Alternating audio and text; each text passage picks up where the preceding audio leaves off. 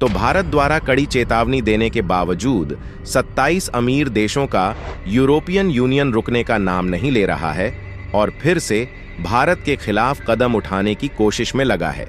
अब European union Bharat को उस क्षेत्र में रोकने की कोशिश कर रहा है जहां से भारत को इन यूरोपीय देशों से अच्छा मुनाफा होता है।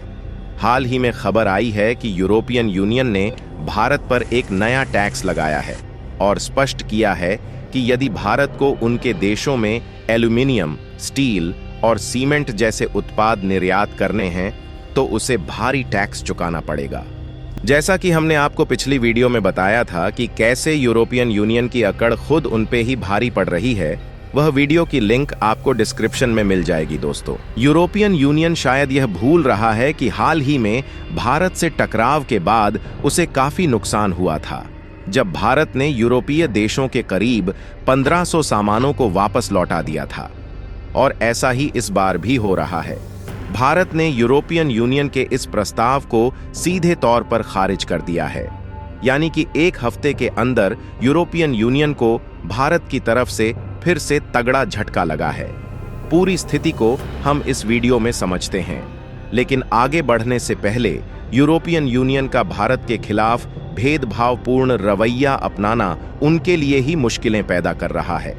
इस वीडियो को लाइक और चैनल को सब्सक्राइब करना न भूलें, क्योंकि इससे हमें बहुत मदद मिलती है। असल में इस समय यूरोपियन यूनियन का भेदभावपूर्ण रवैया भारत के खिलाफ देखने को मिल रहा है। आपको बता दें कि यूरोपियन यूनियन में 27 अमीर देश शामिल हैं, जिनका भारत के साथ व्यापार काफी होता है, खासकर मसाले, अनाज, स्टील, एल्यूमिनियम और सीमेंट के मामलों में।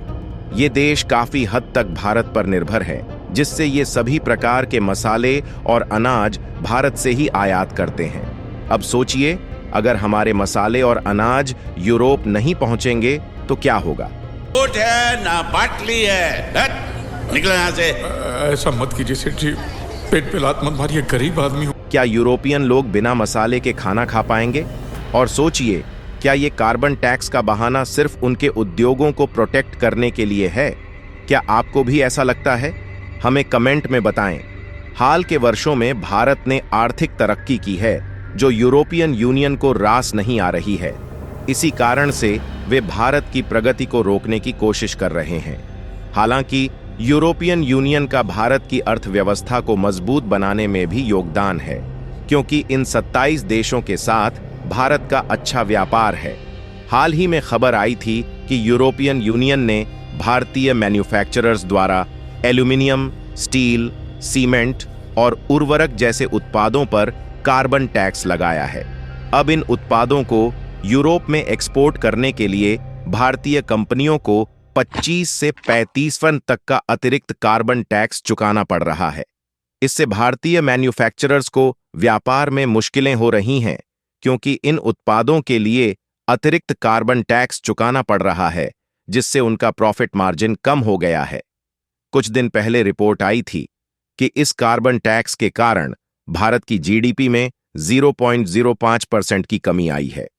यह प्रतिशत देखने में छोटा लग सकता है, लेकिन यह संकेत देता है कि इसका बड़ा प्रभाव भारत की अर्थव्यवस्था पर पड़ रहा है, क्योंकि ये उत्पाद यूरोप में निर्यात करने के लिए 25% अतिरिक्त टैक्स देना पड़ रहा है, जिससे ये उत्पाद महंगे हो रहे हैं और भारतीय कंपनियों को नुकसान हो रहा है।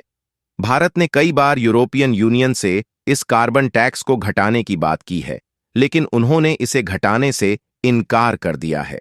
हाल ही में भारत ने इस बॉर्डर टैक्सेशन के प्रस्ताव को खारिज कर दिया है, जिससे यूरोपियन यूनियन को फिर से झटका लगा है। भारत ने कहा है कि इस तरह से कार्बन एमिशन नहीं कम हो रहा है, बल्कि विकासशील देशों को नुकसान हो रहा है।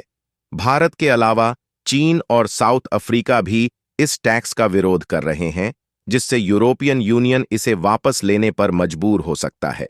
यह पहली बार नहीं है जब यूरोपियन यूनियन ने भारत को मुश्किल में डाला हो।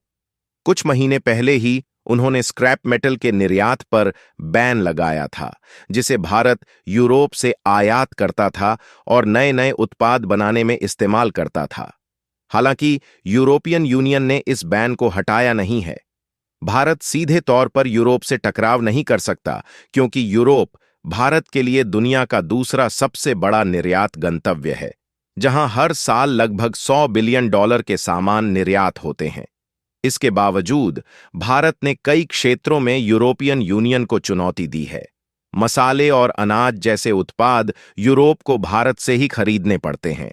जब भारत ने चावल निर्यात पर बैन लगाया था, तो यूरोप को भारत के सामने झुकना पड़ा था। इसके बाद भारत ने फिर से चावल का निर्यात चालू किया था।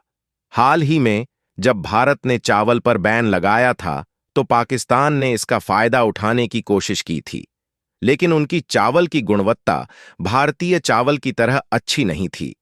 इस वजह से उन्हें यूरोपियन बाजार से बाहर होना पड़ा और भारत ने फिर से अपना स्थान प्राप्त कर लिया।